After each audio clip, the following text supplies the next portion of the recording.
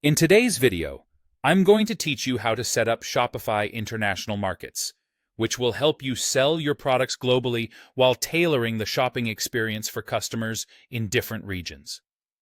Setting up these markets enables you to provide a seamless and customized shopping experience for your customers no matter where they are in the world.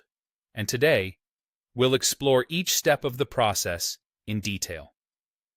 First, let's get started by accessing your market settings. Begin by heading over to your Shopify admin dashboard. From there, navigate to Settings and then click on Markets. Occasionally, this option might be visible directly in the main navigation, so look out for that as well.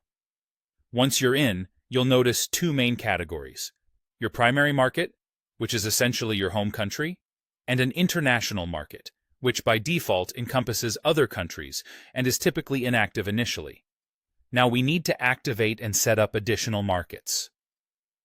To do this, click on Add Market and choose a name that reflects the regions included in this market, such as Europe or Asia Pacific. After naming your market, select the specific countries or regions you aim to target within that market. This helps organize your approach to tackling different areas around the globe. When expanding to international markets, currency can play a crucial role. For each market you've created, decide whether your customers should see the pricing in their local currencies. Shopify supports a wide range of currencies, making it easier to find the right fit for your customers. Also, consider how you want your prices to appear. Will you employ rounding rules for a more straightforward price or show exact conversions? In addition to currency, language and cultural nuances are essential factors in ensuring your international success.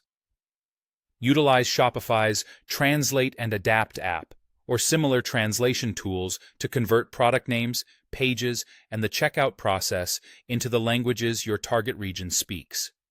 It's not just about translation. Consider adapting text, images, and even cultural references to ensure the content resonates well with local customers and feels authentic. The next step in creating a localized experience involves setting up the domain or URL structure for each market. You can choose to create subfolders like your store.com/fr, employ subdomains such as fr.yourstore.com, or establish dedicated country domains if available. Shopify Markets supports both subfolders and domain setups tailored for each market, so select the option that best suits your strategy. Let's talk about logistics. Configure shipping, taxes, and duties for each individual market. This involves setting up specific shipping rates by region and deciding whether to collect import duties and taxes at checkout. Presenting customers with the total cost upfront enhances transparency and can decrease cart abandonment. Make sure your tax settings are also adjusted per region to avoid any discrepancies. Finally, ensure you enable appropriate payment methods that cater to your international audience.